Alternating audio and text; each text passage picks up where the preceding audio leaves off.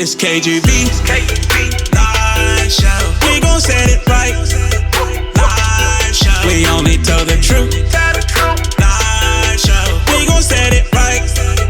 Live show. The true straight way. Straight from the scripture. Straight way. To you straight, no chaser. The true straight way. Straight from the scripture.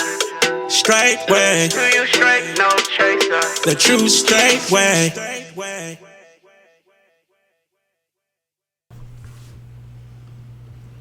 All right, shalom, shalom. Welcome to the KGB live show with your host, Brother Kabir Gbaja-Biamila. Glory, hallelujah, yeah. Thank you. Where are the guys? Huh? Are the guys not here? Oh, they're working. They're doing We extra. have a smaller studio tonight. Our studio's not full of people like it normally is. The guys are working, so. We're here. Yes. We're here for another We're here. episode. I gotta be here. Yes. Episode number 37. 37. Wow, we're about to What are get we to gonna do when 40. we get to episode 94? We gotta have 94. a huge That'll be cel- kind of cool. We're gonna have to do a huge special. celebration. That's gonna be a special. Maybe we can do it downstairs. Yeah, or yeah. something. We could do that. Makes sense. That would make sense. That makes sense. Yeah, that could be our transitional. That'll give me a good next year. Let's see how. I guess it'll take us a couple years to get there, but anyway, welcome to the KGB live show, Saints. You guys see the title of the show: From Public to Private Slavery. I'm sorry, from private to public slavery. Yes. That's the name of the show tonight. Brother Kabir will obviously give you guys more context in terms of what he means by that. But anyway, just a quick few announcements. I don't have too much. I'd rather go through the full announcements at the end of the show. But just to recap real quick, last week we had a beautiful Shabbat service from Pastor Dow. Man, that was a really good Shabbat service. It was About pride. Yeah, just good rebuke, a good reminder, good admonishment, and it's always good to listen to exactly what Pastor is referring to towards all of Israel. So I guess it never hurts to humble ourselves even more so. But anyway, we had a beautiful Shabbat. You guys missed that, go and make sure you guys go watch it on straightway.com, on Straightway Live, on YouTube, youtube.com/straightwaylive. Also, a great brother segment last night with Teacher Shane. You guys missed that, go and check it out. I will be checking it out because I missed it, so I will definitely go back and check that out myself. So other than that, last week we had the Berean moment. We had the full interview of Sister Tomoko. Brother Kabir, what did you think about that Berean moment? I mean, when we were recording it, it was pretty impactful. I don't know. Do you want to give the background? Yeah, I'll give the background. So, Sister Tomoko. If anybody knows Sister Tomoko, I mean, I guess the people in the at Straightway would know her better. But Sister Tomoko is very, I would say, shy. I mean, she's not. She's reserved, and she's not shy when you talk to her normal. But I think when you put a camera in front of her, she can, get a little bit more tensed up. And we heard about that. I mean, I think from last night, I think everybody's gonna tense up in front of her. Exactly. So, but she gets very. I guess we were told that she, because she was a little bit nervous about her English and everything, if she would be understood, and she wanted to just make sure that she presented herself well. So, but we knew ahead of time. So by the grace of Yah, we were able to. I was able to do I do this thing called a pre-interview. So. A lot of times I just get just enough of the story. I don't want to kind of like do a whole interview with a person because I want their natural reaction. So I try not to like feel like we've done this before. I wanted to feel like it's a natural conversation between two people. She's just telling me her testimony and just let her tell her story. And but so I was doing the pre-interview, and as we were doing the pre-interview, did we plan to just go ahead and do it, or you just? I think that naturally happened. I think because her story was getting so intense already, you didn't want to cut her off. Like, hold on, yeah. We're gonna start. So I just kind of said just keep on taping. So we really were just having a nice. I mean, literally, she didn't know she was being taped. She would just kind of tell me the story, and it was touching. I mean, to the point she was getting emotional, and we just kept it going, And after she got through the whole interview. Then she was like expecting to like actually do the official interview, and as soon as we said, okay, hey, we just want to, no, I said we already got what we needed. We just want to just do a intro and outro. Yeah. And we tried to do intro. You could tell she just totally just froze up once she knew the camera was there. But it was I thought that was an anointed interview. It was natural. It was powerful. I mean, especially when you hear about Straightway being a place where women are being oppressed and being abused. Did you say she's a professional? I said she is a professional. I mean, she will be an expert. No, yeah. I mean, but she will be an expert in what abuse looked like, what it looked like. I mean, she experienced it at one of the extreme levels, the extremes level, and so. And obviously, I've never even seen anything close at Straightway compared to what I mean. They're not even in the same thing to the point babies are dying and being locked up in a room, and that's unacceptable. And so she would know not to put herself in that type of situation again, and even for her to even say that she feels more free, and how she missed Pastor Dow. Pastor Dow is supposed to be this big bad wolf, and cult leader, and how she missed him. Because Straightway was a small ministry when you think of the core. Well, I think what people don't probably because of YouTube. I mean, YouTube's only been around since 2005. Mm-hmm. But before people don't realize Straightway's been around for a while. Yeah, back in before YouTube. They started in and the so 90s, even some of the old videos you see, even though Pastor Dow may have posted it, but those are old videos. So it's like 5-10 years old when it first came onto. By the time it came onto YouTube. Yeah. And Straightway was just a small community of people to live a peaceful life, not really trying to go anywhere. I mean, it wasn't until Pastor Dow had that calling where, hey, make yourself known, and thank God that Pastor Dow answered that call, because I wouldn't be doing this show right now if it wasn't for that call that Pastor Dow got. Yep. So. Obviously, we talked to a lot of people at the just think about Tomoko, but you could tell that the ministry have turned from a family, a small family, to now a ministry. It's no longer just them, but it's become a ministry where people are coming in and everything like that. But their heart was never about being big. It was never about growing. It was just about just living set apart lives. They were doing it. So anyway. But yeah, no, that's great. And obviously, we see that in the audience, that they don't see what happens behind the scenes. But I thought it would be nice for them to know that you guys got a organic. You couldn't get any organic than that, yeah. With Sister Tomoko. So if you guys have not seen it, make sure you guys go back and watch it. I believe. And please hit the like button too. Yeah. Yeah, hit the like button, and comment on it. Let even I'm not sure if Sister Tomoko will get on there to look at the comments, but just thank her for her courage to express us. I mean, you can tell when someone's healed when they can talk about it. Yes, and we talk about that. Yeah, so. But that's a testimony. That's the goodness of Yah. Helping her through that situation. But anyway, that's pretty much it, Saints, that I have for you. These announcements for this week. Obviously, you have all been keeping up with Brother Kabir. If you've been keeping up with this channel, we've had court dates after court dates. I think this is the first week in a couple weeks that there's no court dates this week. Yes. We have another one. We have 2 more next week. But this week is a little bit more on, I guess not. I don't want to say laid back, but you know what I mean, brother. It's just a little bit more time to regroup, I guess you could say. So today felt like almost a normal day. Yes, there's a normal, at least a little bit normal. So you're done with your... Yeah, so okay. Yeah, brother, take it away. Let us know. So the title of the show tonight is From Private to Public Slavery. And you got to tell me the scriptures I had. Can you just tell me what I have so I can... I didn't write it down. Exodus chapter 1. And then what was the other? 8 through 20. And what was the other? That's it? No, I gave you 2. Okay, let me see here. Hold on, guys. I should know what I did here. 13 Amendment, you're right. That's all I gave you. Okay, I'll get the other one. I'm not going to trip. Okay, so guys, today, interesting day here. Why did you say that? So guys, today, the world is, I guess, it's a lot of the post office was closed today. I went there today, and today's supposed to be Dr. Martin Luther King's birthday, celebration or whatever. Not that we really celebrate these holidays or whatever, but hold on here, guys. Let me get. I have them up here, so. Let me get my bearings here. Something else. Yeah, I was gonna get some. I thought I gave it to you, but okay, this is it. It's Psalms 83. Yeah, Psalms 83, verse 3 to 4. Try to get it in there. Okay, What? 83, verse 3 to 4. So anyway, guys, let me.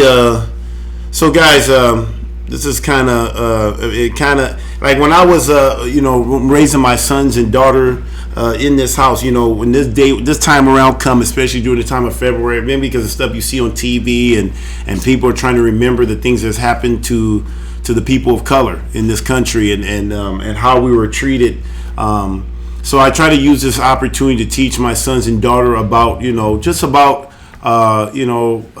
race, just the race division that this country have experienced and how it's still there now. And I got to admit, guys, like I said, if you guys have been following me, I was talking to an old teammate of mine that I played in college. I played at San Diego State with this dude. He was a JC transfer. I won't say his name, but anyway, he after he left college and went on to do his thing. Obviously, I stayed back, and then I ended up going into the NFL and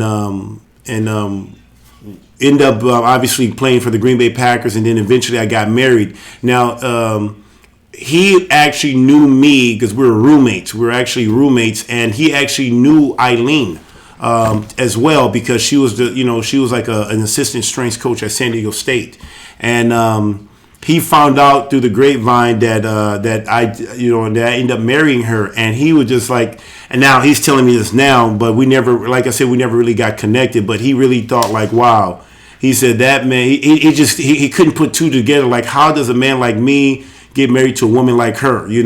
She has her own rap sheet, but he was just really shocked about that. And we were just talking this morning, and he was just saying, Kabir, man, he says, I met a lot of people. Now, I'm just trying to tell you what he said, but he says, Kabir, man, you are a good dude. He says, he straight up told me, he says, Eileen never loved you. She never loved you. I was shocked that I didn't even know what you were thinking when you married her, And he knew me when I was a Muslim because he was a Christian. He was a big time Christian.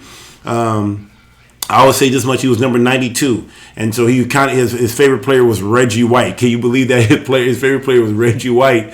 And that's how I kind of knew more about Reggie White, just playing with him and everything like that. So he was 92, I was 93 at San Diego State at that time, and he played an inside tackle. I played defensive end, so we played next to each other. But anyway, he ended up going into law enforcement. I think he studied criminal justice in college. And I always used to think that all the football players, man, they'd be doing criminal justice. I think they did it because that was an easy major or whatever. I was a business major, but anyway, he ended up being I think a police officer somewhere down south for 5 years, and then he ended up going into prison duty. Deputy there. I think he said it was a private. It was a 10-year private prison that he was in, and he said it was there that he learned how wicked the system is. He says, Kabir, I know you don't do a lot of stuff. He said, but man, this system is wicked. I mean, he straight up said it is wicked. He says some people may say it's conspiracy. People may say, he says, I literally seen the behind the scenes. Matter of fact, he was telling me a story about when the chief of police got orders from the mayor in his area that he wanted to really put a lot of emphasis in the urban communities of the area that they had, the black neighborhoods, I guess. And in there, he basically he put a lot of the most aggressive police officers in that area, and he can on purpose, so he can kind of see like, wait a minute. You see the white neighborhood and you see the black neighborhood. They're doing the young ones. Are doing the same type of crime, same type of thing, but they put more punishment, locked up more people in the black neighborhoods than they did in the white neighborhoods. And so he was just telling me that. I mean, and both of us kind of had the idea that America, I mean, because I didn't really experience a lot of racism, growing up. I grew up in South Central Los Angeles. I went to college. I had white coaches. I mean, Ted Toner. I mean, very good to me. I mean, the people that I had encounter with, for the most part, it was a very good experience. I never just flat out experienced racism the way that I've experienced it since being in this community. I mean, and I didn't even experience it really until I started dealing with the legal system. I mean, literally, because I never had any run-in with the law, my thing, I thought these were some honorable people behind the badge. I mean, I thought these are people that are for justice, for righteousness. And he told me, he says, Kabir, he says, you are a good dude. Like, guys, I'm just telling you what he said. He says, Kabir, you are a good dude. He says, you will be considered a bad guy in this system. You are not the good guy. You are a bad guy. Did you guys hear what I'm saying? He said, you are the bad guy. I'm like, wait a minute. So all this time, I'm thinking because I do the right thing, I try to make sure I don't hurt anyone, do all this stuff. But in their system, I'm considered bad.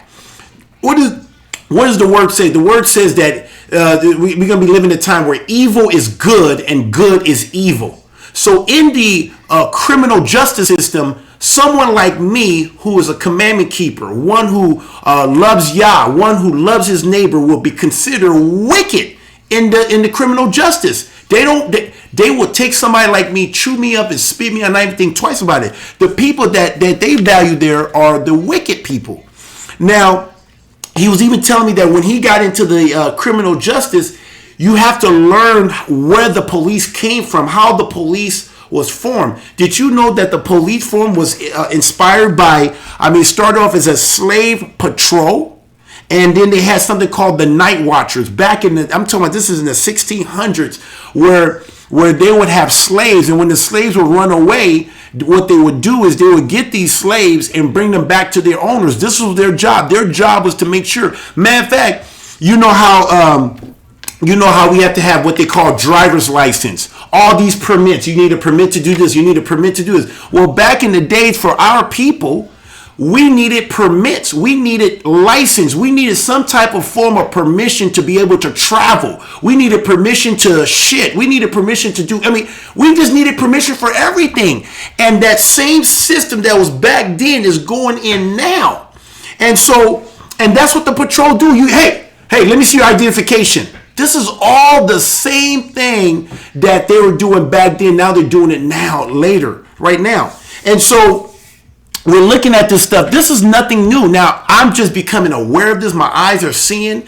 And guys, I'm gullible. I'm not going to lie. I was gullible I've heard people talk about it. I've seen black people, being bitter because of the different things. Now, I'm not even bitter. It's just a reality. And it would have been good for me to know those things so that I can act right. At least I can make sure that I wouldn't be, like, for example, I decided to make Green Bay my home. I don't even know what the heck I was thinking.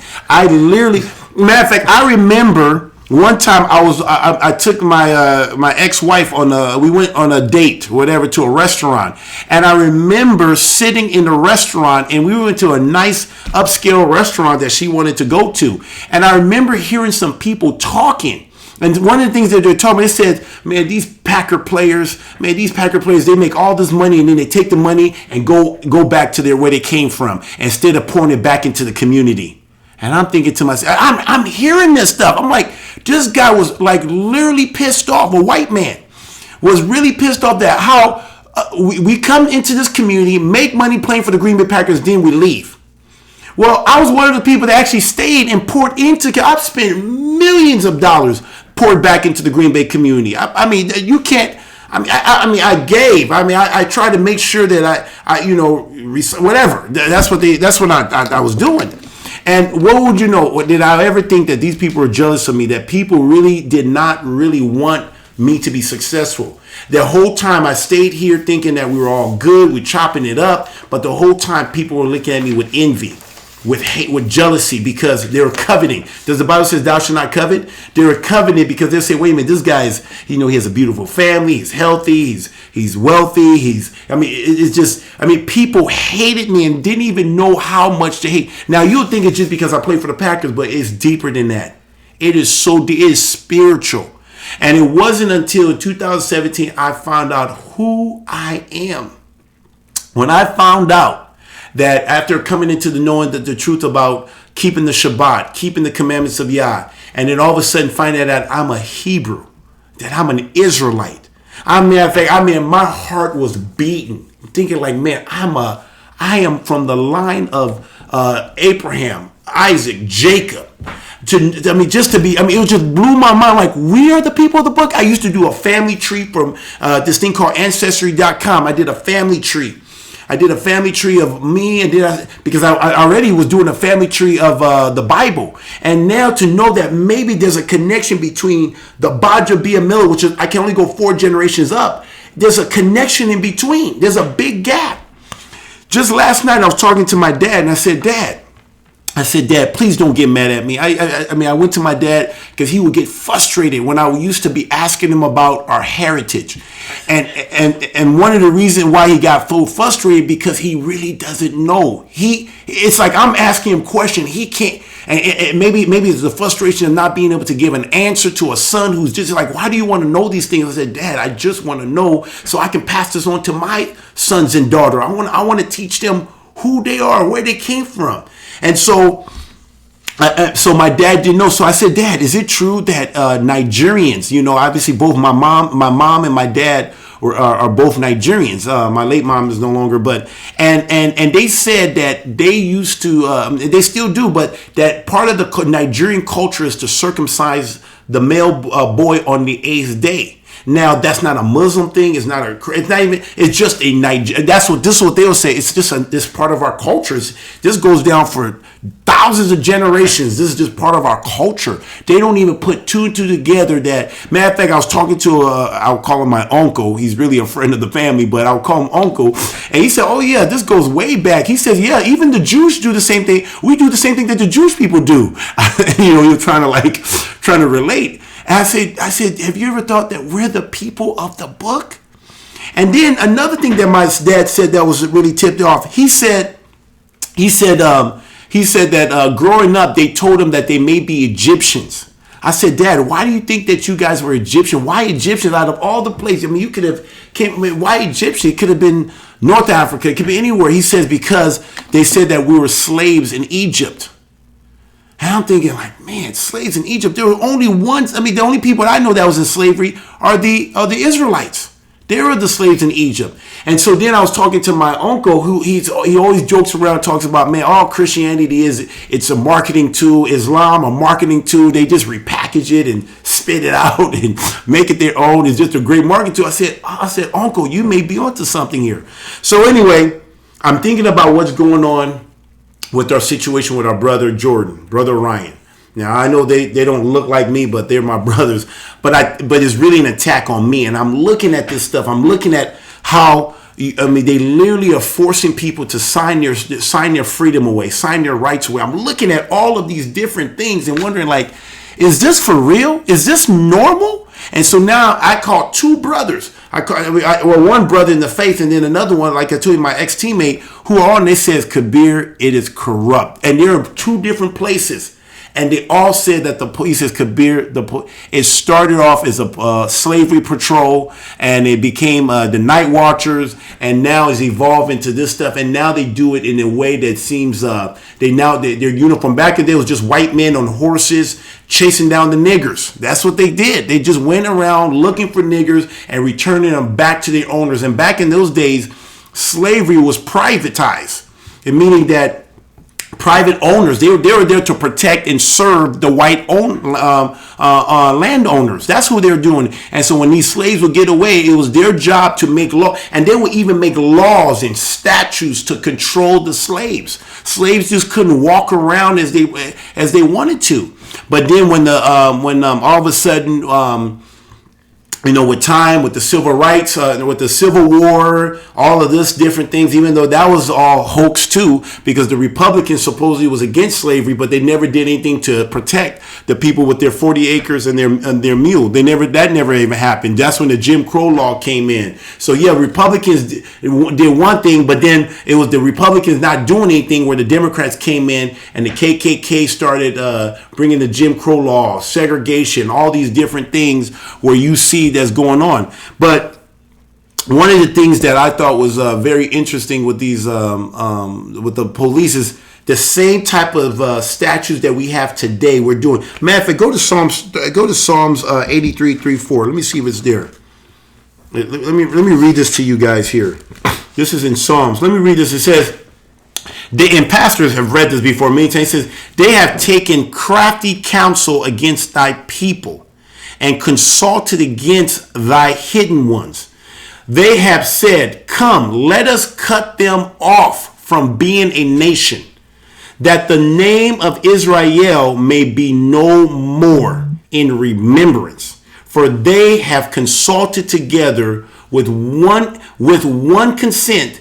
They are confederates against thee. So now, the same thing they were doing back in the 1600s, 17, 18, 19, now going into the 20s, they're still doing it today, but now they uniform. Now they made it professional. They made it more uniform now. That's when, if you just go Google this stuff, look at videos, you're going to see the history of the police. Matter of fact, this is a great article from a guy named Victor E. Kempler. He's a PhD, A Brief History of Slavery and the Origin of the American Police. Let me just read this word. It says, I'm just going to read the beginning. It says, the birth and development of the American police can be traced to a multitude of historical, legal, and political economic conditions. The institution of slavery and the control of minorities, however, were two of the more formidable historic features of the American society, shaping the early policing. Slave patrol and night watchers, which later became modern police departments, were both designed to control the behavior of minorities. For example, New England settlers appointed Indian constable to the police native to the Native Americans, the National Constable Association, in 1995. And it says the St. Louis police were founded to protect residents from the Native Americans in that frontier cities, and many southern police departments began as slave patrols. And in 1704, this goes all back to 1704. I mean, this is the colony of Carolina developed a nation first slave patrol. Slave patrols helped to maintain the economic order. It's still an economic thing going on now. Economic order. And to assist the wealthy landowners in recovering and punishing slaves who essentially were considered property. Isn't that crazy? You got these people that never created any of these people that they got from Africa eventually, obviously, and they call them property. And then when a man wants to call his sons and daughter his property, because they literally come from me, and it's wrong for me to call them my property. It's just off the chain. But anyway, it says police was not only I'm not going to read this whole thing. I just want to kind of just get some points here. But police was not only a social institution enmeshed in slavery. Slavery was fully institutionalized in the American economic and the legal order, with laws being enacted at both the state and national division of government.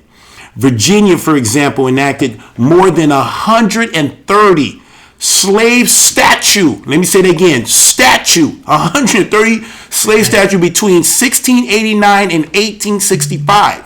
Slavery and the abuse of people of color, however, was not merely a Southern affair. See, we always think that slavery was just a thing on the Southern, but it was also going on in the North too. But they did theirs a little bit more sneaky, like how we see it today. Anyway, it says, however, it was not merely just a Southern affair, as many have been taught to believe. Connecticut, New York, and other colonies enacted laws to criminalize and control slaves. Congress also passed fugitive slave laws allowing the detention, is that another word? Detention and return of escaped escaped slaves in 1793 and 1865 as Turner, I can't pronounce his name, Giocapasi, and Van Diver, 2006, remarks, the literature clearly established that a legally sanctioned law enforcement system existed in the America before the Civil War for the express purpose of controlling the slave population and protecting the interests of slave owners. The similar between the slave patrol and the modern American police are two salients to dismiss and ignore. Hence, the slave patrol should be considered a forerunner and a modern law enforcement. Anyway, guys, there's another, perhaps the most infamous, okay. And then it talks about the KKK, but go check that out. There's a good article. I may put it down there, but guys, so when you look at the police department, they're literally doing what they've always been doing. And even if you are a person of color, go into the police department, you will be trained to do that. You had your house niggas. I mean, they call them, right? The house slave. You had your house slave, your field slave. So you even had people that they would use slaves to go right out the other slaves. I mean, literally. Because they got treated better. So and so you get these people who's in law enforcement, who are these people who are in the detention centers. And I was talking to this guy, my friend that I played ball at San Diego State. He even said that, Kabir, you know another thing I noticed? He said if you look at the population where he patrolled, he said the majority of the population was, whites, right? But when you go into the same area and you go to the jails, guess who the majority is in that one? Black. The blacks.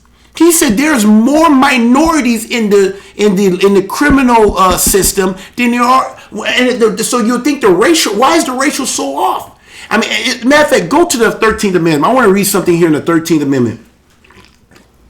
Guys, slavery still exists in America. It still exists today. Slavery never went away. It never went away. Look, it says right here, the 13th, Article 13 really, but section says neither slavery nor involuntary servitude except, you see that key word? Except as a punishment for crime whereof the party shall have been duly convicted, shall exist within the United States and any place subject to their jurisdiction.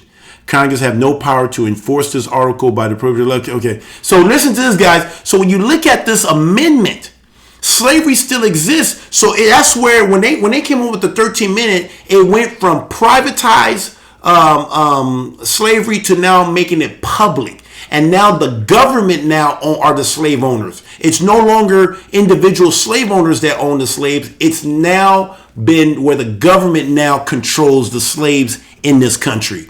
We have slaves. Anytime, I know right here in 172 in Green Bay, if you drive by down there, there's a prison. And it's mostly people of Hispanics, people of color. I mean, it's just people of color. That's who you see in these.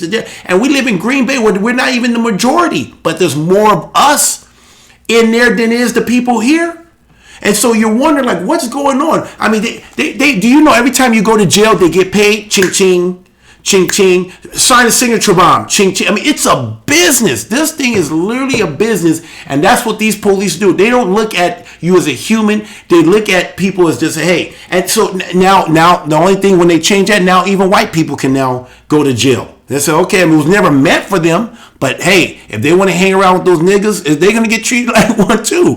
And you got them even telling them. I mean, what did they tell our brother Ryan? They said, Ryan, just sign the thing, man. Hey, he may not get in trouble, but man, you're going to get in trouble. They said you keep effing up with it. Yeah, he says, if you keep effing with the system will F you. That's what they said. I mean, guys, this thing is corrupt. I mean, I pray that nothing, I mean, I don't know. This may be some serious thing where they want to close somebody's mouth like me up to make me an example. But may Yah protect me that no weapon that form against me shall prosper. But guys, I'm just here to tell you that racism is real. I mean, if you come to Green Bay on the surface, Green Bay seems like a friendly place. People smile in your face. I mean, it's off the chain. I mean, people will come to your house. They'll drop off cookies and they'll say, marry this and marry that. And I mean, it's off the chain. But deep down, they don't really like you. But why? What is it? Where am I going to? Okay, go to Exodus. This is where I really want to get to. This has been going on for a very, very, very long time because the legal system, all of the laws that you see put in place is literally to control the people of color in this nation. It's based off of fear. It's literally based off of fear. And I'm going to show you right here. Go to Exodus chapter 1, verse 8. It says this. Now there arose a new king over Egypt, which knew not Joseph. And he said unto his people, behold, the people of the sons of Israel are more and mightier than we. Now stop. When he said more, I mean, does he not tell us to be fruitful and multiply? Me and my brother was talking, and when I say brother, my teammate, it's that locker room chemistry. But we were just talking about, when you look at, he was talking about, come here, man, you 6'4", you this big, dark, handsome looking guy. And he's a big guy too. We're big, football player. And he says that when he would walk, he would see a white woman grab her purse, tight. Because she's afraid and she doesn't even know this guy is a law officer, a law enforcement. But she cringes. He can see this now clear. Even though we both grew up thinking that racism was not as bad as it used to be, it's gotten better. It is actually worse because now you can't see it. It's not as overt like it used to. It's more covert. Racism, the hate for our people is more covert than it was before. Before, it was actually better for our people because it was overt. We did our thing, they did their thing. The dollars recycled around our people. A lot of time, our people was living better than their people. And it's when we start commingling with them and that whole thing, that's when it got messed up. But anyway, he was telling me how they will make laws. Like, for example, down south, I guess where he works, he was saying that he was talking about this. I already told you about how they were more aggressive in the black neighborhoods. But he was saying that they have like down south. I guess you don't need a seatbelt for driving a pickup truck, because who's the people that drive pickup trucks down south usually? Currently, or just back in the days. Well, white people. Right? Yeah. Because they had land and things of that nature, right? And so he was there during the time where there was no law against a person driving without a seatbelt with a pickup truck. But as soon as people of color start buying pickup trucks, putting rims on it, decking it out, guess what? He said that law changed like this. And that was that was something to be able to get these people and lock them up. Lock them up. I mean, look what you guys got locked up for, Jordan. You guys got locked up for following the Constitution that they said you had a right to.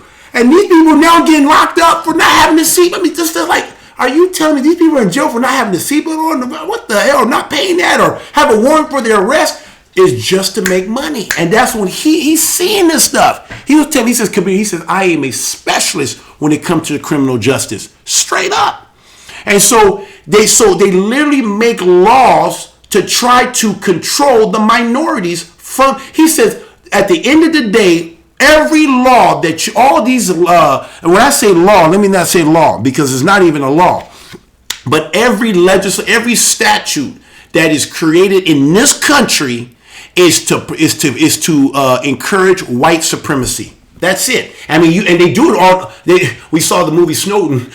It's just national, but it's to create white supremacy. Straight up. But let me show you that what America's doing is no different than what they did back then. Go back to Exodus 1 here. So it says right here, and you have to understand, we cause people to be intimidated. Even if you look at hold on, let me read something in Deuteronomy 28. Let me go to Deuteronomy 28 here. We don't have Deuteronomy 28, right? Nope. So let me read something. If you go to Deuteronomy 28, right? We're the people of the book, right? I mean, he said there's a lot of Hebrew Israelites locked up, in captivity, still in captivity. But let me read this to you right here. This is what we were reading. We were talking about how they feel. I think it's in verse 8. Hold on, guys. Let me. I think I'm gonna find this here. It says right here. It says. Okay, look at this. Okay, so I'm gonna start in Deuteronomy 28, verse 9. It says, "The Lord shall establish thee as holy people unto himself, as he had sworn unto thee. And if thou keep thy commandments of the Lord thy God and walk in his ways. Verse 10. And all the people of the earth shall see that thou art called by the name of Yahweh, and they shall be afraid of thee. So if we start keeping the commandments of Yah, you have to understand, people already are intimidated by us.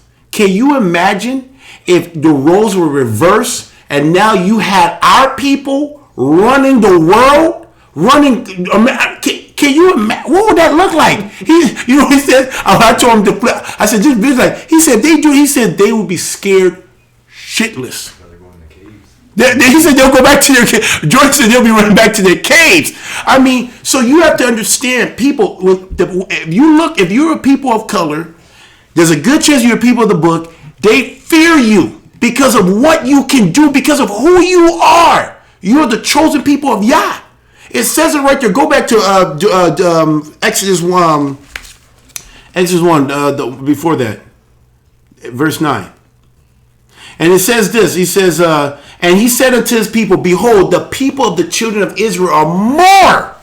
Not only just in multitude, but when he says, mightier than we. That means strength. I mean, they're just strong. Keep going.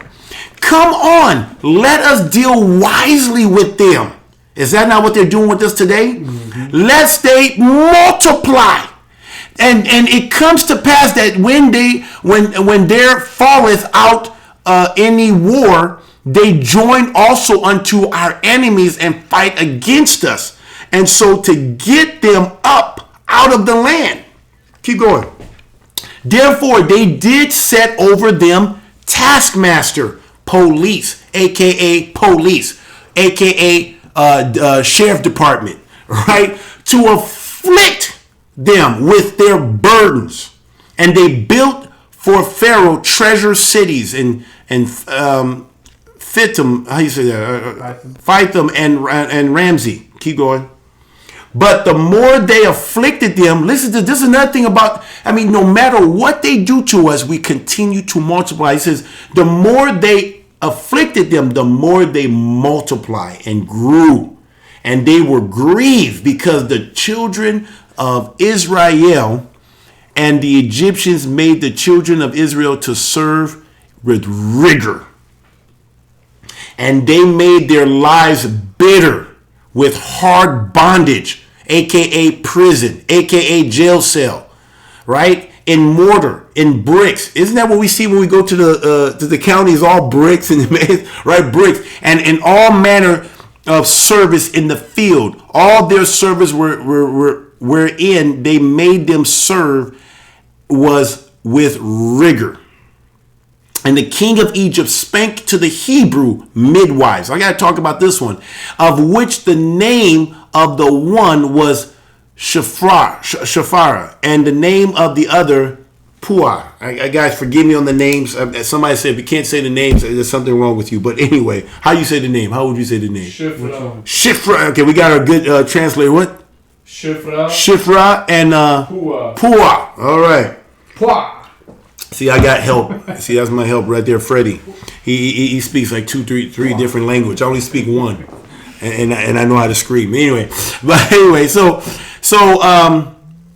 and he said when ye do the office of midwife to the Hebrew women and see them upon the stool, if it be a son, look at this, because they're mighty. This is what they're really talking about, the son. Then they shall kill him.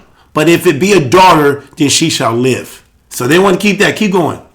Okay. But the midwives fear Yah. And okay, go back. Stop. Let's go back.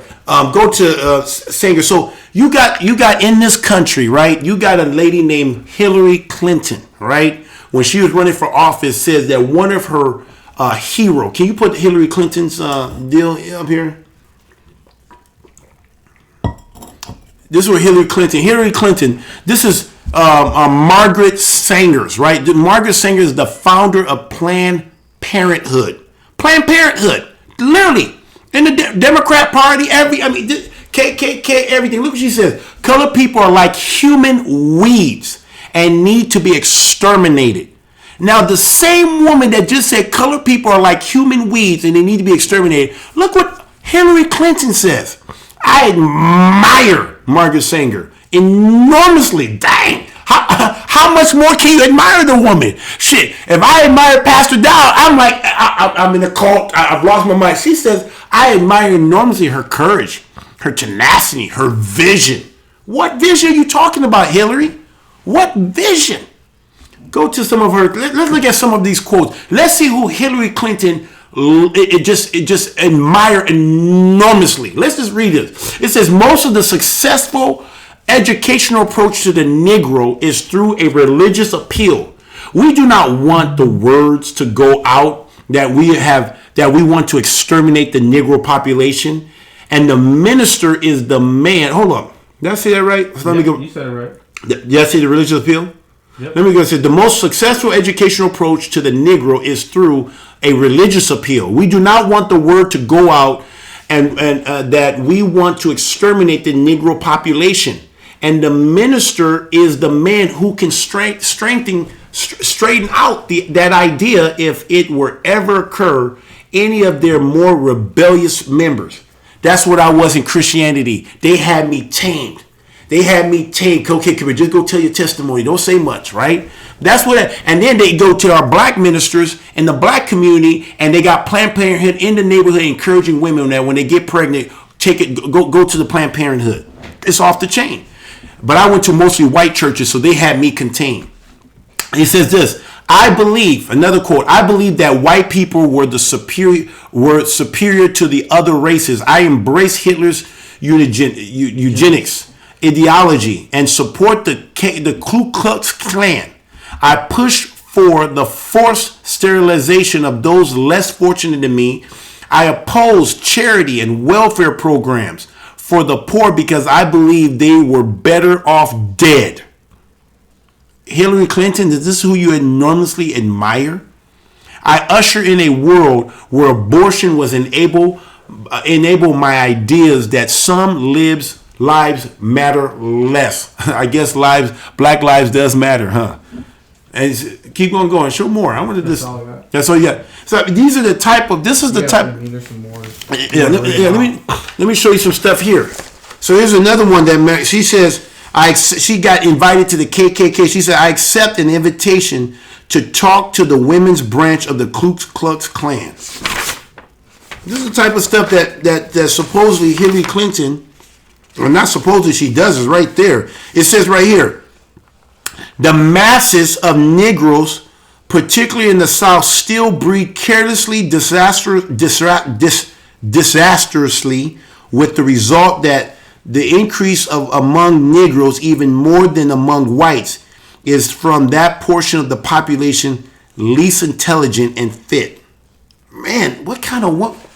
This woman is off the chain. Did she say all this stuff for real? I think so. Okay, here's another one. Here's another one of her quotes. I mean, we should do it says top 10 quotes of Margaret Sanger. All right, and number one, it says, this is Margaret Sanger, blacks, soldiers, and Jews are a menace to the race. Is that like Dennis the Menace or something? Bro, this is the type of stuff that Hillary Clinton says that she admires the most. So anyway, did we read this? Let me keep on reading the word. Let me show you. So even back then, they had the Margaret Sanger back in its days. They were trying to kill people through aborting them. They wanted to abort them. You're seeing this right now. Why? Because of who we are. We're the people of Yah. And he said, when they do the office of midwife to the Hebrew women and see them upon the stool, if it be a son, then ye shall kill him. But if it be a daughter, then he shall live. Keep going. And it says, but the midwives fear Yah. Even the midwives fear Yah. And did not as the king of Egypt commanded them, but save the men children alive.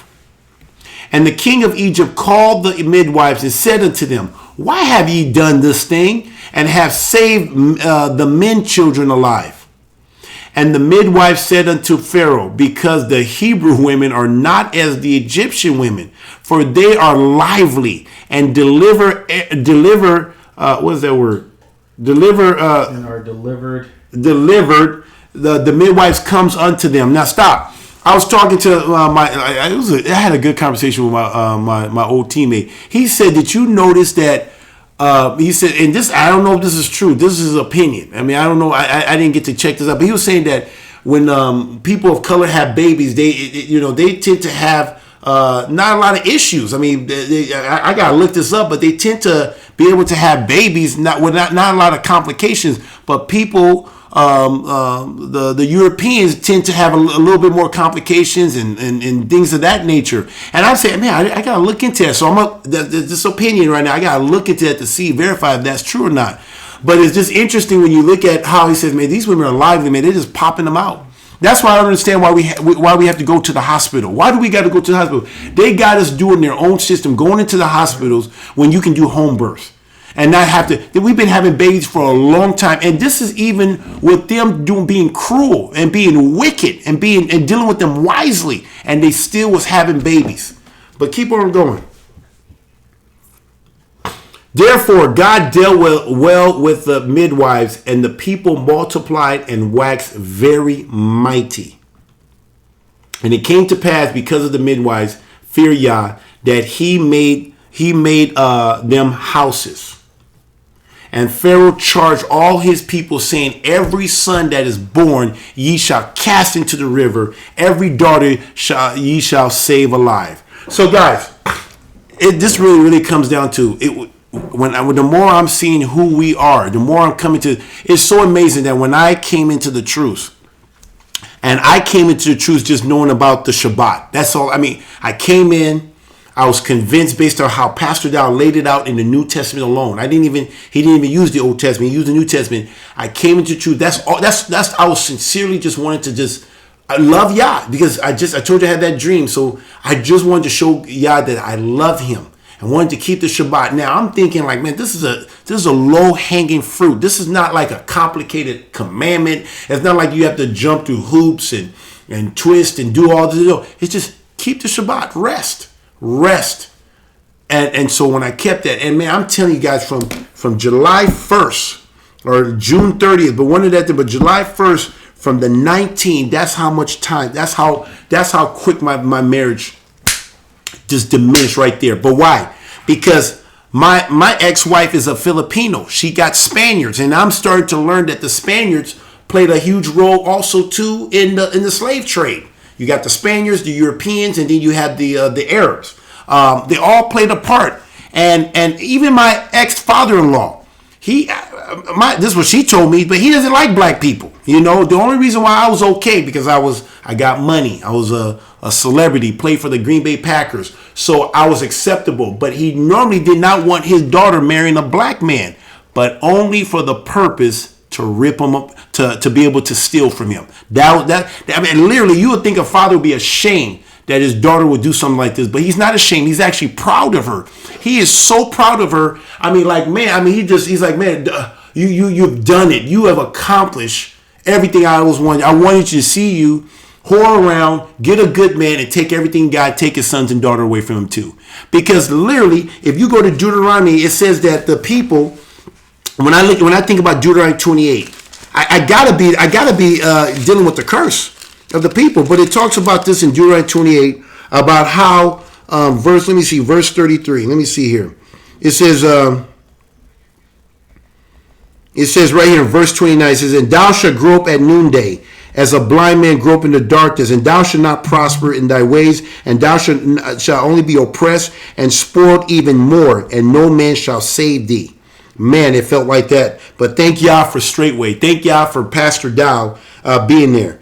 It says right here, I'm trying to see if I can find the one. If you guys can help me over there too, Jordan, about the one about the sons and daughter. Let me see if I can find that here.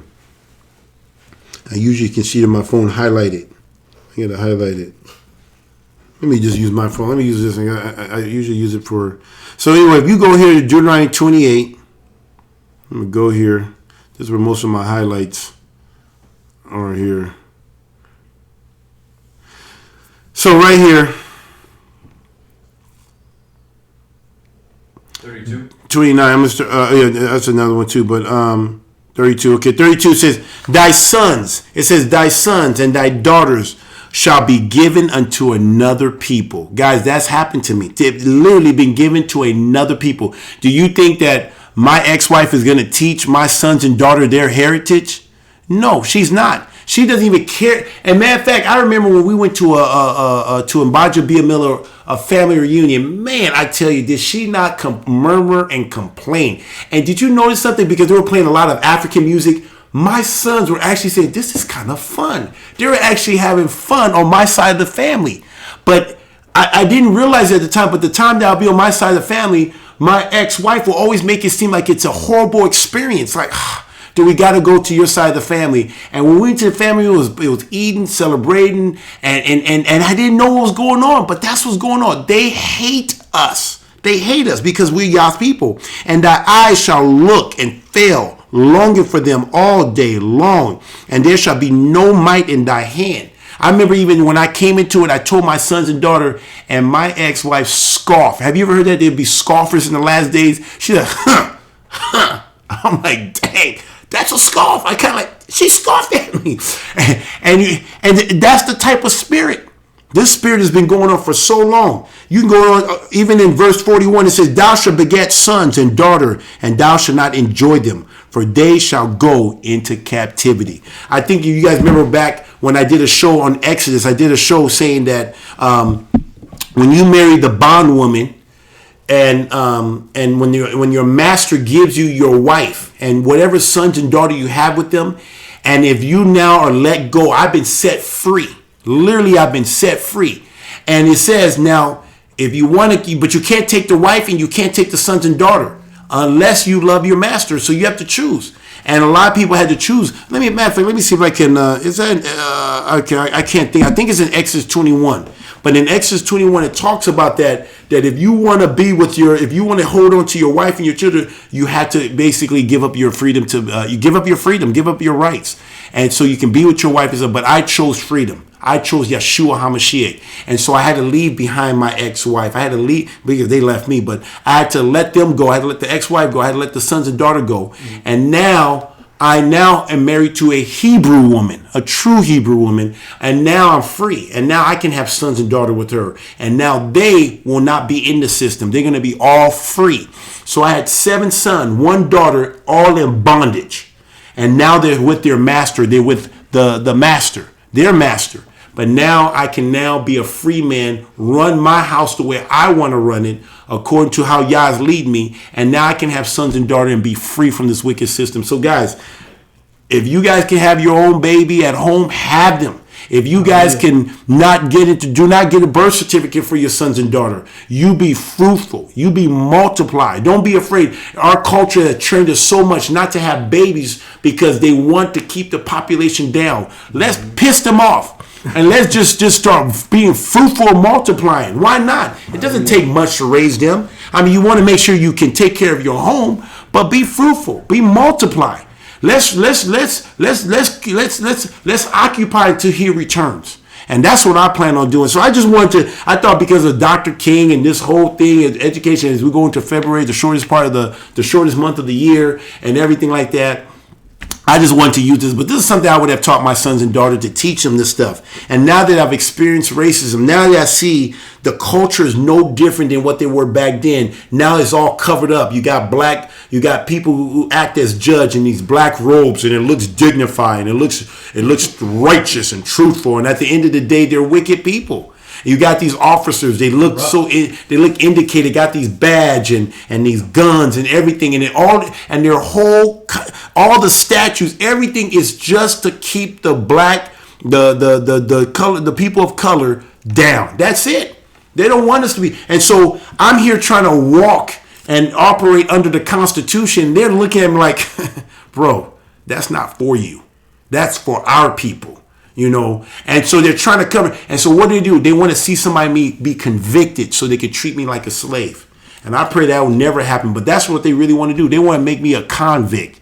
So now they can keep the people of Yah in slavery, in bondage.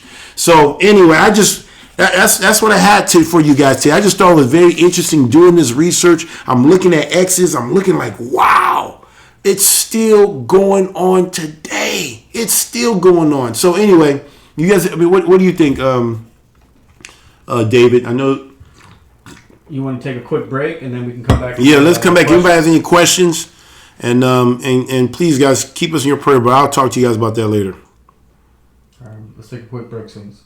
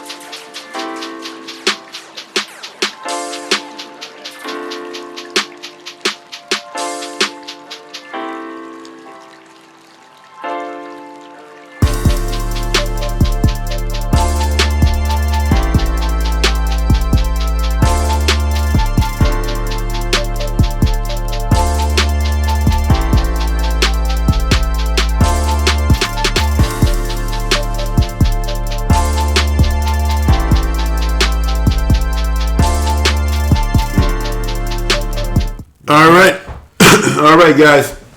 Well, I don't see any questions in there, but guys, I just like I said, guys, when I went to go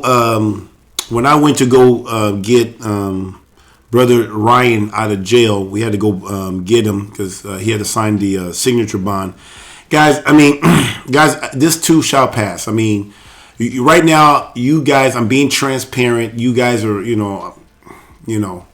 I just grew up differently, I guess. I grew up having these beliefs, these ideology. I was in the Matrix, and I've allowed this to be filmed so you guys can all see, because I know I'm not the only one. I know. I mean, it was kind of good to talk to my teammate back in college, because he says, Kabir, I knew you when you were in college, man. Before you became KGB, I knew you was Kabir. He says, man, you were just a good dude, man. You always try to do the right thing, and even when you messed up, you always try to make it right. We were roommates. I mean, I had to be very patient with him, by the way. So he was, but I mean, I didn't party. You know, he knew I wasn't a partier. I guess I spent more time with my dog at the time, Nala. I just went to work, did my schoolwork. I was very disciplined, very, very committed, and he admired that about me. And he said he wasn't so surprised when he saw me make it to the NFL, you know, even though I was considered a small guy. And but he says, Kabir, you're a good dude, man. He says, I've come across a lot of people. He said, you're just a genuinely good dude. And so I appreciate the conversation.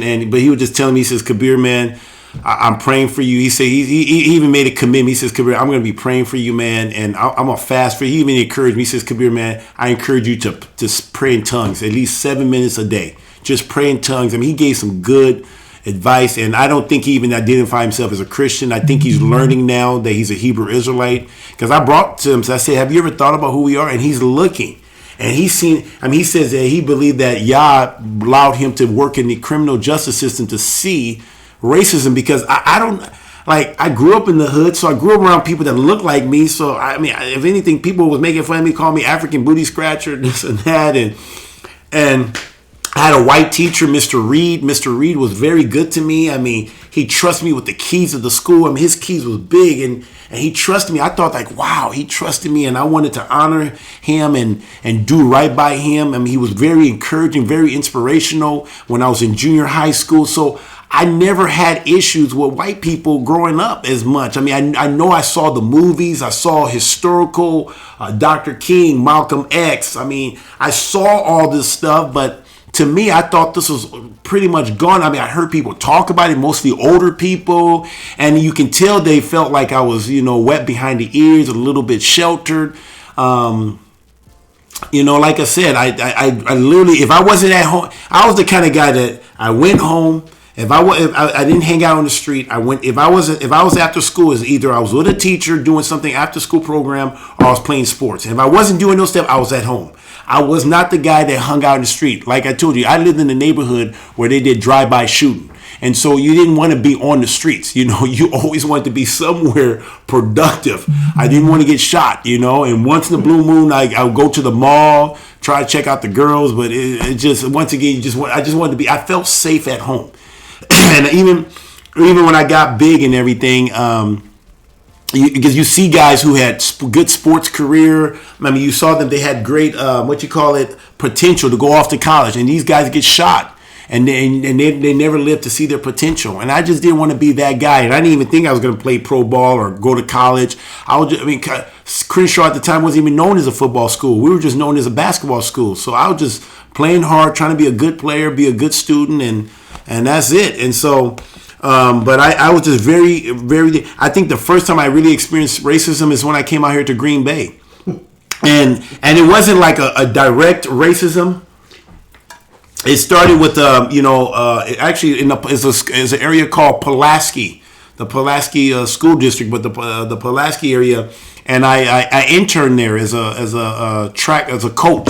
The NFL had a thing going on where guys can kind of learn to intern while they're still in the league, so that when they're done playing, they can kind of figure out what they want to do with their life after football. So I decided to go coach at this school, and I had a great time. But the coach that was the track coach, I could tell, he already considered me a lazy bum. I don't know if people who've gone before me, the guy that was a player development who actually led me to the Most High, Gil, he basically told me that this guy's had a bad experience with a lot of the players.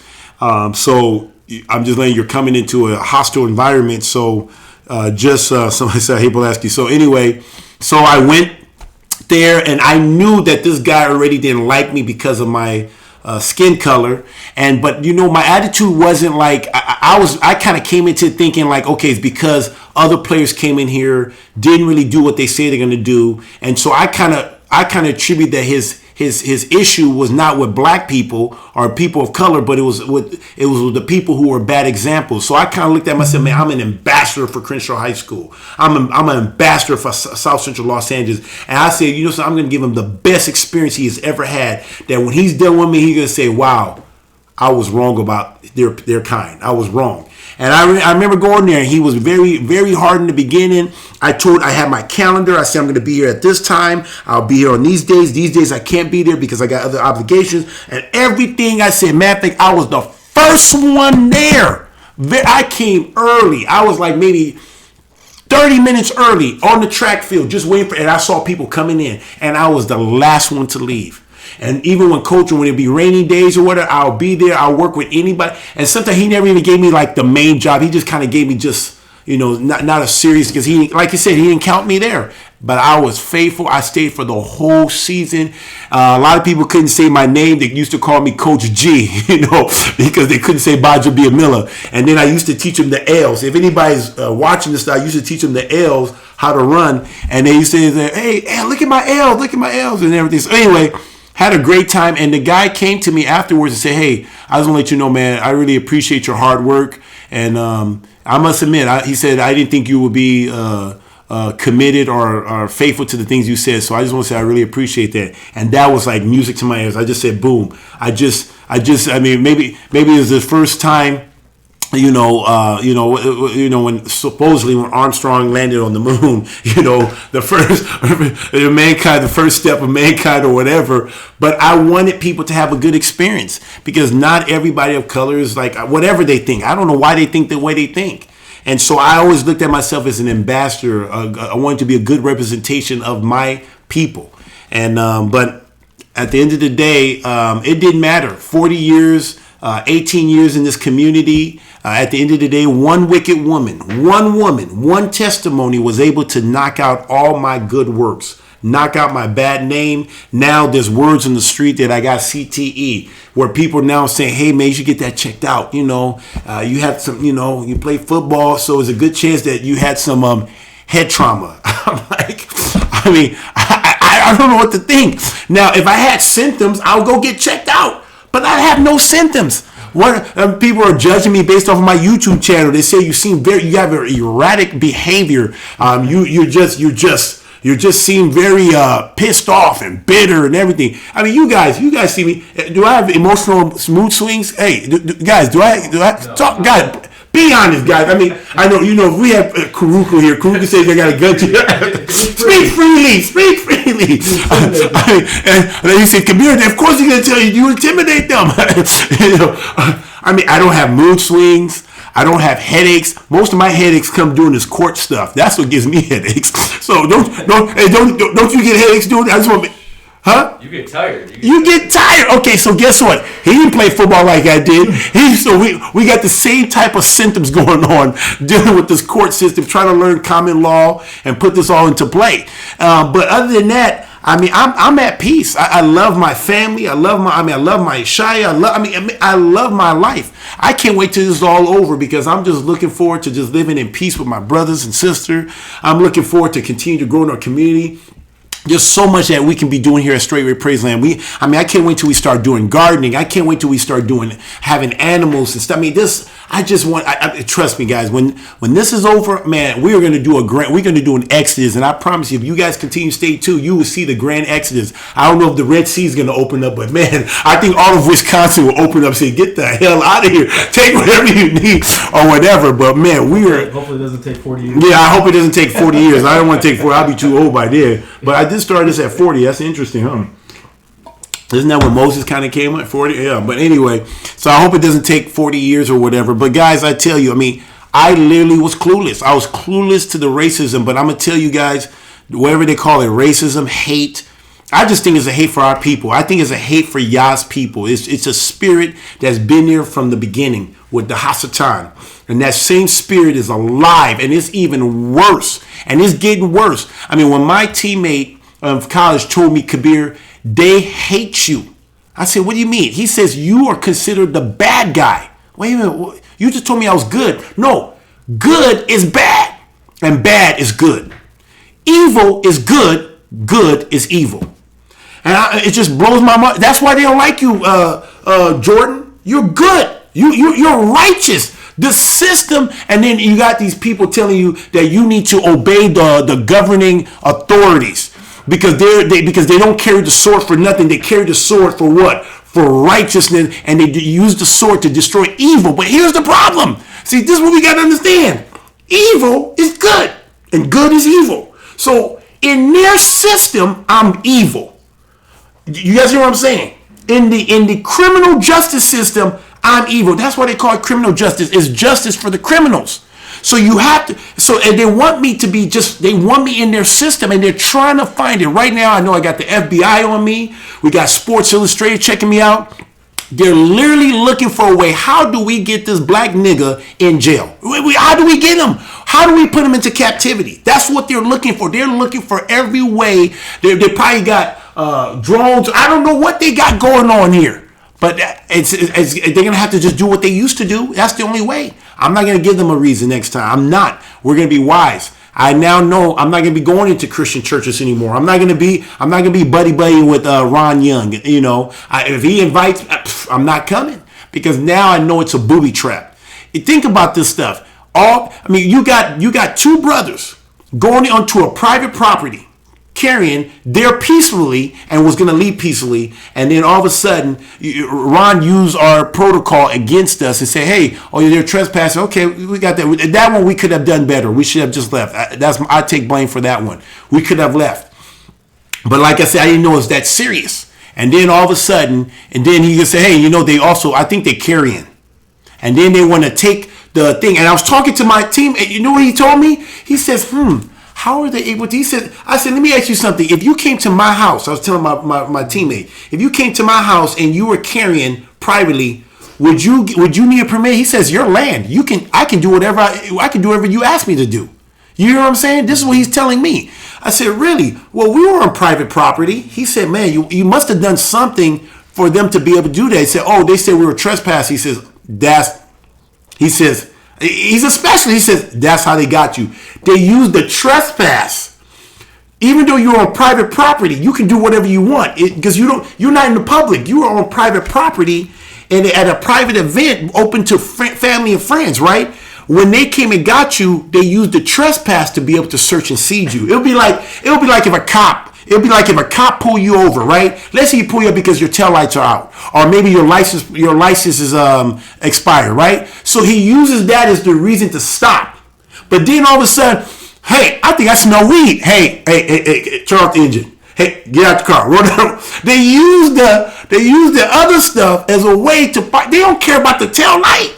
They don't care about your license. They're trying to get paid. And they will even bro, this is what he told me. He said sometimes they would even take weed and plant it. Yeah. Plant it in your car. Yep. He says the legal system is corrupt. He's seen this with his own naked eye. It's corrupt. He said the people that should be locked up are the people in uniforms. And we're taught that we're supposed to respect the people in uniform, and the people in uniform are corrupt. It's no different in Nigeria. When I saw Nigeria, you know what I appreciate about Nigeria? At least the police, the people in uniform there are openly corrupt. And they do it right there in broad daylight. Like literally, they'll sit there and pass the money around. They'll give me some paper. Give me paper. And I'm thinking like, what do you mean paper? You want this piece of paper? What is this? Don't act smart. Give me some paper. I'm like, what do you mean paper? You know, they want pay. And literally, I saw another cop, the steward. They all came in and divvy out the money. I'm like, dang, this is just blatantly broad daylight. I mean, like broad daylight corruption. But guess what? I got to admit, because when you go to Nigeria, you already know you need to have cash. You already know you're going to get pulled over. You already know you're going to have to give the cops some money because they don't get paid that much. I mean, you just know they're corrupt. You already know going in. But then you come to America and you think America looks clean and they smile in your face and they look like everything is good and everything is above board. But the whole time, they're no different. They're corrupt. But they do theirs behind the dark. They don't do it in broad daylight. They do it undercover. So, like I said, I honestly can say I can appreciate the KKK, and I know what I'm saying, but because at least I know they don't like me. It's clear they don't like me, and I know, and so I'm gonna treat them differently because I already know. It's like if I'm gonna go, and the Packers didn't make it. I was actually tempted to go to the Super Bowl this year. The Packers and KC was gonna make it. I was gonna go because Breeze from Kansas City. But anyway, that's a whole nother story. I was gonna open up in that. But anyway, are you rooting for the KC? I'm rooting for KC now. So there's no division in my house. Okay, how can two walk together unless they agree? But anyway, But it's covert here. They're very covert in their wickedness here, and just like I would say that my mom, she was overtly, had a Jezebel spirit. She was overt, but at least you knew what you were getting with my mom and everything. I mean, you can tell. But my ex-wife, she was covert. I'm telling you, I don't want to deal with anybody that's against Yah's will. But if I had to pick the worst of the two evils or the least of the two, I'd rather deal with somebody who's overt because at least I can see it coming and I can adjust. But it has taught me how to look, even to be able to see past the fake tears, the smile in the face. I have learned so much going through this stuff. I've become an expert now of seeing wickedness. I think I am, and I'm learning. So anyway, you want to hear a joke, brother? Yeah, let me hear a joke. So how do you find a corrupt cop? That's a good one. I don't know. How do you find them? You just dial 911, and it doesn't really matter who answers. You call 911. They all come. They're coming to get paid. So guys, I mean, like I was telling you, I was at the Brown County detention center in Green. Here, where is it? Was it in De Pere? On the east side of town in Green Bay, yeah. And we were waiting for Ryan to sign the papers and get thing. They even lied to us there. Didn't they lie to us there? Yeah. They lied to say he's getting fingerprinted and everything. None of that. Yeah, it'll be half an hour. It'll be half an hour. He was in the waiting room. He was just in the waiting room. But anyway, I was looking at the American flag. You know, they had like an American flag, and then to the right, from my view, from the right, you can see the Wisconsin state flag, and then to the left, you can see the sheriff department flag. And I think we were talking about the stars too. Like that was the old star with the the 6-point star. The 6-point star, like, you know, and the sheriff star talking about, you know, Masonic or whatever, satanic Jewish type of Jewish thing. But anyway, I'm looking at it, and I'm telling you guys, it's like I kind of wanted to like get tearied up. I mean, I was like, these things are like I literally, like, it's like, man, guys. I mean, I know you guys may have gotten this. I know, I get it, but I gotta tell you, a piece of me is just like, I literally grew up believing that. I mean, guys, I used to watch stuff like Superman. I mean, I know, I was a superhero fan. You guys see my theater with all these superheroes, right? I mean, you got Superman, Clark Kent, Captain America. You know, with the American flag, Hulk Hogan. I am a real American, fighting for rights of air. I mean, like, I bought it. I literally bought the lie. Bought it. Yes, that was me. Maybe some of you guys can relate and say, yep, that was me. Maybe it's just me. I'll put myself on the sword. That was me. I believed in the American dream. I believed you say your prayers and you know, eat your vitamins, even though he was doing steroids. I mean, all of the stuff. I mean, did you know that I played in the NFL and not one time did I take steroids? Because I wanted to be a true American. I wanted to be, do everything right.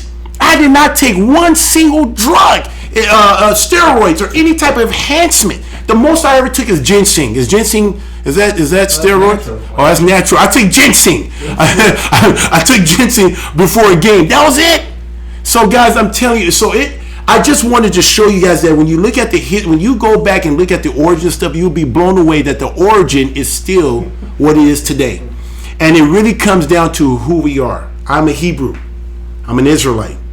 And because of that, we're hated by everybody in the world. And they fear us. They fear what we can do. That's why they have us breaking these commandments. That's why they have us doing Sunday worship. That's why they have us doing Christmas and Easter. I was telling my friend that I play ball with. I was telling him, you know something? They got my son, my second son, Ali. His name is Muhammad Ali, but I call him Ali. They got my second oldest son playing football. You know what days he played football? You guys know what days he played football? Yep. Friday evening, Saturday morning. What day is that? That's the Shabbat. And they don't mind using. And he goes to a white school. A Lutheran school, a Christian school. And even though I told them I forbid him from playing because of religious belief, according to my religious belief, they ignore me and listen to the woman over me. And they got that boy. All they give a damn about is that we got a Gbaja-Biamila. We got a nigga playing ball, helping our school. They're using my son and bringing a curse upon his head. Because the Yah says that if you do what I tell you to do, there'll be a blessing. But if you don't, there'll be a curse. And you know what? They don't want him to be great. But you know something? That same son is the same son that's dishonoring me. Especially if we're communicating online. Dishonoring me. Disrespecting me. So they got the boys to now dishonor their father, which brings another curse upon them. It doesn't bother me. It's just like, wow, these people are so wicked. They're going to allow him to play. Why? Because they don't want him to be great. They want him to be cursed because they know, I really believe this community knows who we are. They know that they scoff. They won't even consider that we're Hebrews, that we are the Israelites, that we are the true. What they say, we anti-Semitic. How can we be anti-Semitic when we come from the line of Shem? They hate us. They're jealous. They're envious. Just like he says, every nation in the world will fear you. They'll be afraid of you, and they're afraid, and they want to keep us down. And so they keep us celebrating Christmas, Easter, and Sunday. And then they have people playing like my boy playing on football on the Shabbat. Straight up, this is what's happening right now in this school. And no matter what I tell them, they ignore me. They want me to, and then the system now wants me to submit to a woman. That's the only way you can succeed in America. You got to make sure you know your place. And your place is not the head. Your place is to be a tail. And we damn sure don't want you being the head of a woman. We want you to be the tail. That's why I'll keep it that way. But I'm just telling you guys, they really know, they know who we are. I don't know consciously know or subconsciously, but they know as long as they don't keep the commandments of Yah, we will be their head. But when they figure out who they are and start keeping the commandments of Yah, man, it's gonna break loose, and that's what they're afraid of. Just like the Egyptians were afraid of the children of Yah, the people today, the Europeans of today, are afraid of us today, and so they have found us. They have figured out in a wise way how to keep us still into captivity, continue having us do things the way they want us to do, and they know how to. And they're still doing slavery today. They're still doing bondage today, using the criminal justice, locking people up for stupid crimes. You can get a black guy and a white guy neighbor. He's smoking cocaine or sniffing cocaine. And this guy's smoking crack. Guess which one gets more of a penalty? Do you know which one? Crack. The crack. But they're the same drug. But one is crack and the other one's cocaine. But this will serve more time in jail. This will serve a lesser time. Guys, if you guys can't see it, man, I couldn't see it, so I'm not mad at you. But I'm just saying, look into it. I know people may say I got CTE. I'm probably what they call these people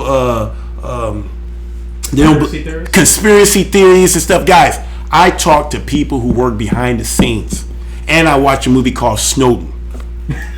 So, guys, wasn't that shocked when I watched that? I'm like looking at this, and then look at my computer now. Look at that. Like, guys, look at. Freddie was like saying, "You didn't know that?" I'm like, I did not. I didn't know. I heard about it. I heard about it, but I'm thinking like the media played it. The person who created. Yeah, I thought Snowden was this bad guy. Like I thought, but this dude, guess what? He's a good dude. He just thought, so this is not right. This is not right for people to be. And then to see an American official go on national TV and lie to the American people on the stands in Congress, lie, and the people that's working says, "Did he just lie?" Yeah. We're actually looking right now. That's what's going on. But now they let these movies out. They desensitize us so that we get used to it, so that we don't know.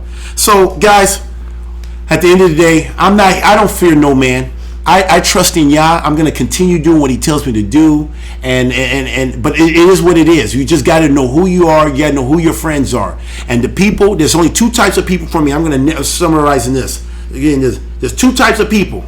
There's the people of Yah and there's the people of Satan. It's really that simple. There's no in between. There's not kind of. Either you're a child of Yah or you're the child of the devil. Right. Straight up. And you can tell. The child of Yah, the child of Yah is going to be this. He's going to have a faith of Jesus, Yeshua HaMashiach, and he's going to keep the commandments of Yah. Signs will follow. He will cast out devils, speak in new tongues. He will lay hands on the sick to be healed. He can even drink poison and won't even get hurt. And now the child of the devil, they're just wicked. They do what's right in their own eyes. They don't care about what God. They have no fear of Yah. They have none. They don't give a damn about his commandments. They will do Christmas, Easter, and Sunday. Anybody that's doing Christmas, Easter, and Sunday, you are of the devil. Straight up. You are the devil. You can call me crazy, but that's the devil. It's real easy. It's concrete. See it. They do Christmas, Easter, Sunday. They are of the devil. I don't care what type of brand of Christianity or whatever. If they're not keeping the commandments of Yah and they don't have the faith of Yeshua HaMashiach, they are of the devil. Straight up. It's real simple. That's what I've come to the conclusion. Ron Young, Pastor Dow was already calling him out from day one. That guy's a snake. He's just more craftier. That's why he was able to last the longest. He was more crafty.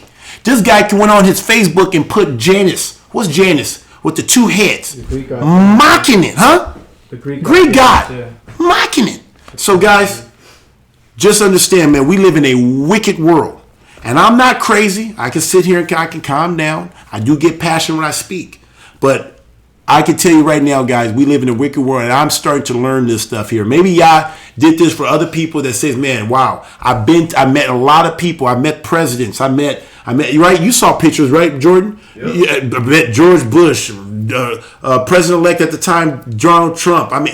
Governor Walker. I had numbers for days.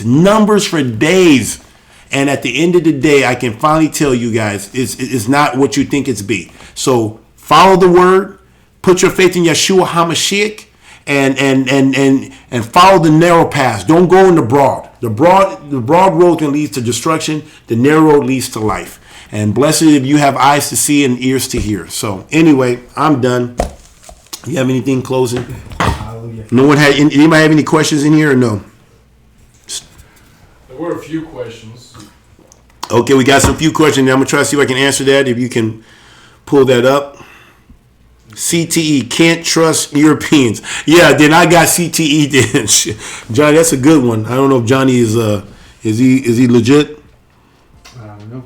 The first one He said, but I've been looking up the CTE. I've been trying to come up with a CTE so I can use that in one of my videos. CTE. What do you put in here? You put can't trust Europeans. I like that one. Can't trust. Any questions?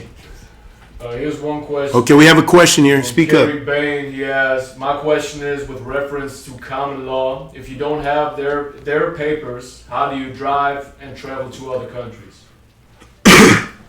Well, it's not all. It's not all of it. I mean, you don't. I mean, you can. I have a passport. You use the passport. That's the federal. It's not a lot of things. I mean, that's actually a good one to have. So you can use the passport. I use the passport now. Is that the only question? No, there's some more questions. But yeah, so that's how you. I mean, the guys. Not everything that they have is bad. There's some things. What's the benefit? You guys just say, what's the benefit? If it has a benefit to you, then use it. Now, if you have to sell your soul, then don't do that. But if there's a benefit to it, not all the stuff that they have is bad. There's some benefits to having some of the stuff that they have. What's the next one? Did fans at Lambeau ever shout racial slurs at you? Did I don't know if you guys can hear Brother Freddie. He said, did anybody at Packers ever shout racial slurs to me? I have never heard it before. I may have heard it in other stadiums, but I never heard it at Lambeau Field. I can't say. That's what I'm saying. It was good. For a long time, it was good here. But at the same time, I did not realize how many people were jealous of me. Like I told you, it was my career was over, and I was at a restaurant, and that was the first time I heard a guy talking to his white friends or whatever. I mean, they're all white, and he basically said, man, those black people, they come in here, make all this money, and then they, instead of recycling back here, they take it out of the community. I'm like, wow, like it was off the chain. So, but yeah, I have never heard the slur at Lambeau Field to answer the question. Any more? There's one more. Brother KGB, I'm 33 years coming out of Christianity and learning the true word of Yah. How do I convince my father to come out of Christianity? So you want to know how to convince your father in coming out of Christianity. That's not up to you. It's not really up to you to, the best thing you can do for your father is live it. You keep the commandments of Yah. You be a light and live in it. Be a doer of the word. Don't just be a hearer of the word. Be a doer. And if you have opportunities, you have opportunities. But this is not going to be, guys, I'm telling you, I think I'm a good communicator. I think I can communicate things. And I can tell you right now, I have tried to go back and communicate with people, sit them down, open up the Bible, but there's a spirit in them that do not want to know the truth. And so if they do not have the spirit of truth in them, they're not going to accept it. If they don't have eyes to see, they will not see what you're talking about. If they don't have ears to hear, they're not going to be able to hear. It has nothing to do with you.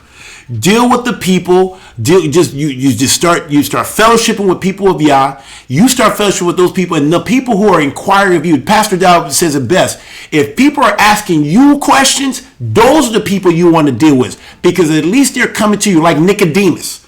Joseph. These people came to Yeshua. They were asking questions. They were inquiring because they wanted to know truth. They even had to come at night because they said, man, the things you're doing, no one has ever done. You're not any ordinary man.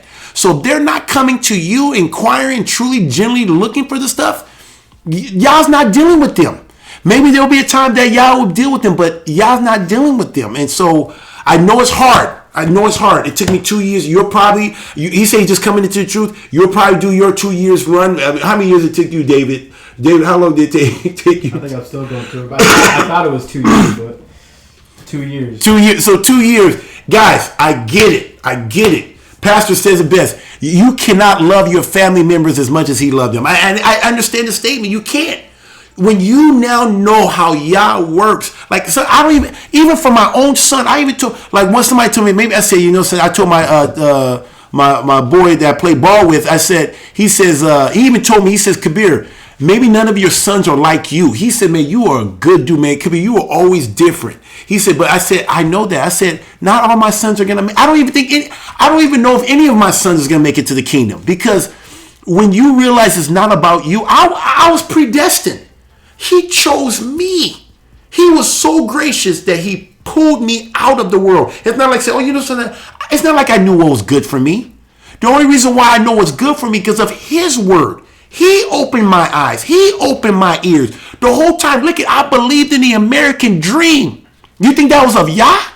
I thought the American dream, I believe in George Washington and that it was about God and this country is founded on God and it was about Jesus and it had nothing to do with them. These people were part of the Mason stuff, but I believed it. I even became a Republican. Man, if I can find my card, I became a Republican Party. I even had my Republican Party card. Voted. I think I may have the old one. I showed up to the meetings. I believed in the American dream. I believed a lie. The delusion is great. And so, guys, regarding your father, only Yah, just pray that Yah open his eyes. But at the end of the day, it's Yah that opens the eyes and ears of those that he's calling. No, that's a setup, yeah. Any more questions? That's it. It says, how many understanding? What's that last one? Shane McKnight. I know that. Yeah, teacher Shane. Oh, teacher, how many understands in our time the souls of men are profitable? Oh, profit merchandise. Exactly. They're making merchandise. It's really, they're making merchandise in churches, in Christianity. They make merchandise in the churches, in the prison system. They're making merchandise.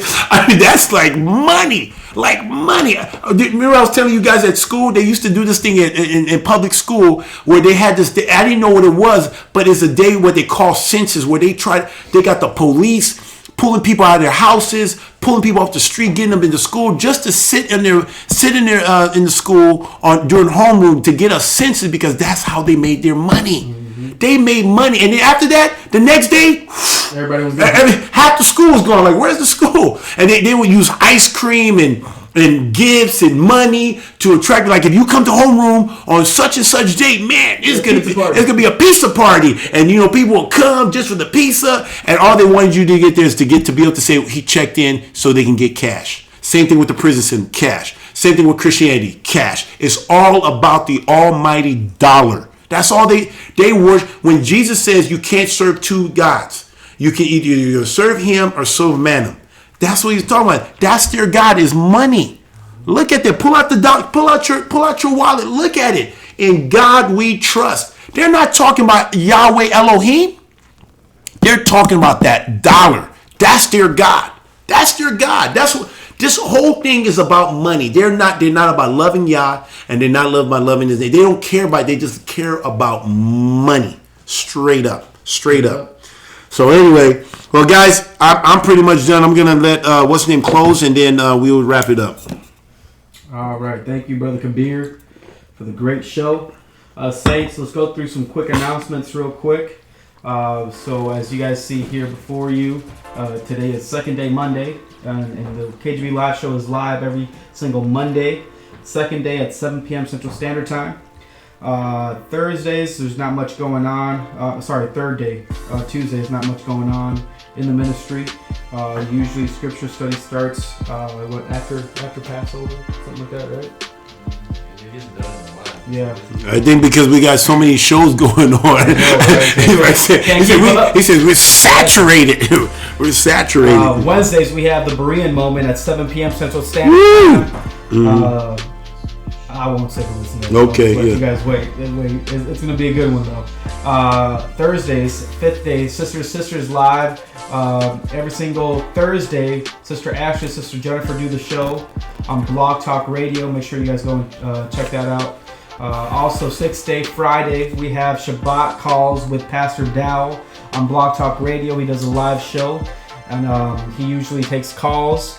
As long as it's not an overwhelming amount of calls. And you guys can call in and make yourself known to the ministry that way, or call the number behind Pastor Dow's videos. You can call the dining hall and do that as well.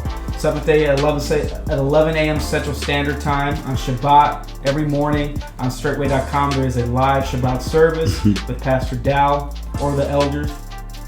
And you can watch that on the website. If you do not have easy access to a browser, you can always go to youtube.com/straightwaylive and watch Shabbat service live on YouTube as well. Other than that, that's pretty much it. Brother Kabir, you want to give the last closing word? Yeah, I just saw this thing from June Hennessy, I think 57. She says, I know more about the United States of America than Canada, and funny stories, I live in Canada. I just thought that was a funny statement. But anyway, well, people, you guys heard it here. I appreciate you guys coming here week in and week out and participating. I want you guys to know we got a video coming out. It's you think we can get it out? When do you think we can get it out? I don't want to say a date. But can I say the name? Yeah, you can say what it's about. So guys, You've touched on it. So guys, I did a documentary on cults. And so right now, David is working very hard to get it out. We're going to either get it out this week or next week. But please, when you guys see this, check it out. And pass it around. Let's get this thing. I'm hoping to get this. I was hoping the Packers would be in the final or whatever, but it's okay. It's going to be coming out very soon. I want you guys to check it out. I think you guys will like it. But anyway, guys, hey, remember, like I said, always be faithful in the little things. Until next time, shalom, shalom.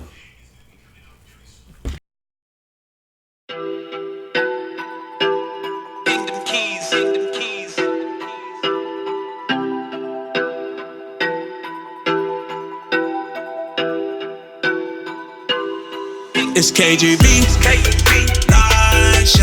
We gon' set it right, live show. We only tell the truth, live show. We gon' set it right, live show. The true straight way, Straight from the scripture.